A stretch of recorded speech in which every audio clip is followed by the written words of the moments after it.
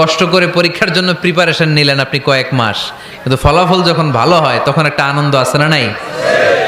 সারাদিন রোজা রাখলেন রমজানে, কি কষ্ট, তৃষ্ণায় গলা ফেটে যায়, কিন্তু ইফতারির সময় যখন রুহাবজা শরবতটা খাই কেমন লাগে? একটা আনন্দ আছে না নাই?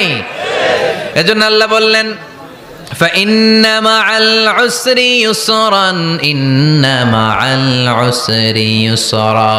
ও নবী, কষ্টের দিন মক্কায় অল্প কিছু দিন, মদিনাতে আনন্দের দিন অপেক্ষা করছে। আমাদের জীবনে যদি দুঃখ কষ্ট আসে আমরা ধৈর্য ধরবো, তাওয়াক্কুল করবো একজনের উপর, তিনি কে?